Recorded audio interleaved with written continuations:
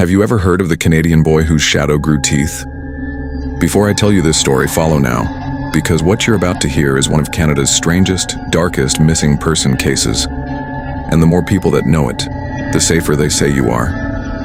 They called him Evan Miller, a quiet 10-year-old boy from a small town outside Calgary. Nothing unusual, good grades, loved drawing, afraid of the dark like every kid. But 3 weeks before he vanished, something in his house changed. His parents said it started subtly. They noticed that when Evan walked past a wall, his shadow lingered half a second too long. At first they thought it was the lighting or their imagination. But then late at night, Evan's mother heard whispering under his door, soft like fabric brushing against fabric.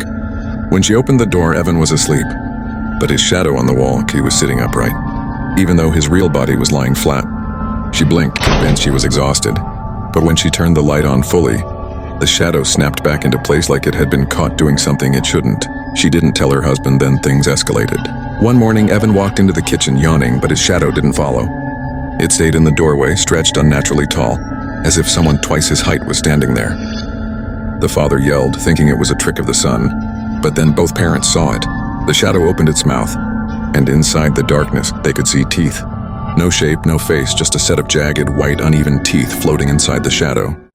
His mother screamed, Evan cried, and just like that, the shadow snapped back onto the floor like it belonged there. The Millers took Evan to a doctor. The doctor said it was stress, imagination, maybe sleepwalking, but shadows don't grow teeth, and shadows don't move on their own. The final night is the part investigators refused to officially comment on, but neighbors confirmed the same thing. Around 2:14 a.m., the Millers woke to the sound of their son whispering. Not crying, not screaming, whispering to something. When they opened his bedroom door, the lights were off, but they could see the shape of Evan standing next to his window. Not moving, just staring at the wall. And on the wall behind him, his shadow wasn't human anymore. It was taller, thinner, with arms that reached the floor and a mouth spread into a wide, impossible grin filled with those same uneven teeth. The father grabbed Evan, but the moment he touched him, the shadow peeled off the wall, as if it were stepping forward. The room plunged into blackness. The mother said she felt cold fingers brush past her.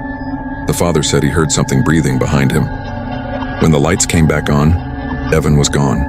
His clothes were still on the floor, the window locked, no sign of forced entry, no footprints, just a single dark smear on the wall, shaped like a handprint. Investigators never found him, but the parents swear that for months afterward, on certain nights, Evan's shadow still appeared in his room, standing there, waiting, and each time the mouth had more teeth. If this story chilled you, follow now, because the next one is even darker. And trust me, you don't want to face these shadows alone.